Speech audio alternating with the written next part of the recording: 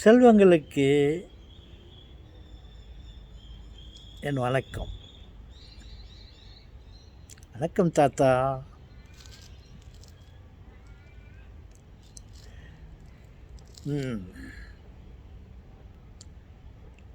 என்ன தாத்தா?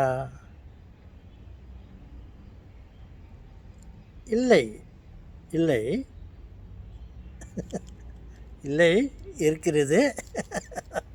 இல்லை என்றால் இருக்கிறது. என்ன தாத்தா? சொல்லுங்க தாத்தா. பாருங்கள்,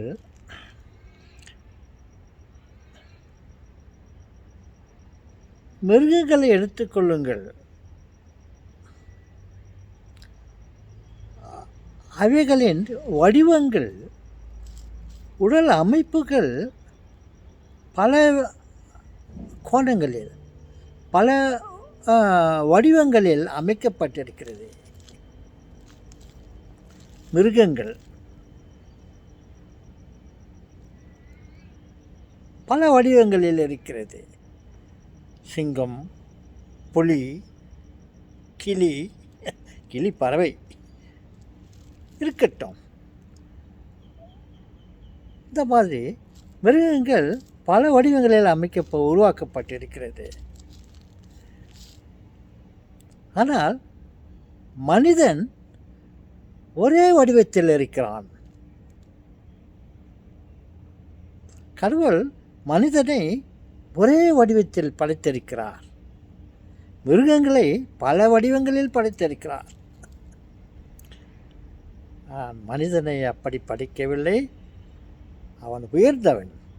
அவன் நம்மை போலவே இருக்க வேண்டும். நம்மை போலவா? கடவுள் மனுஷனா?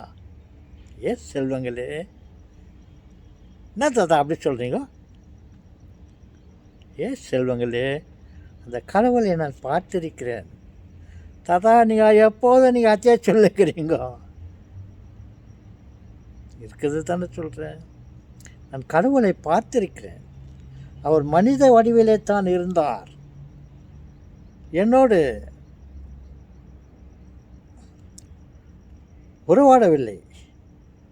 என்னிடம் வந்து எனக்கு உதவி செய்தார்.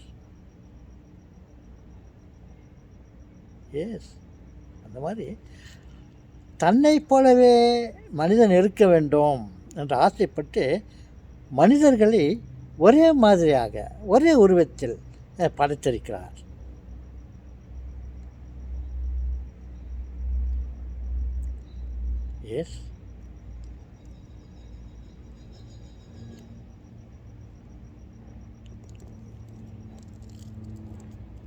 ஓகே செல்வங்களே, தெரிந்து கொள்ளுங்கள். மனிதன் கடவுளை வடிவத்தில், கடவுள் மனித வடிவத்தில் இருக்கிறார். நம்மையும் அதே போன்று உருவாக்கினார். மற்ற ஆடு மாடுகளைப் போல பல கோணங்களில் படைக்கவில்லை. நாம் உயர்ந்தவர்கள் அவர் கருதி நம்மை ஒரே நிலையில் படைத்திருக்கிறார். செல்வங்களே. ஓகே, வணக்கம்.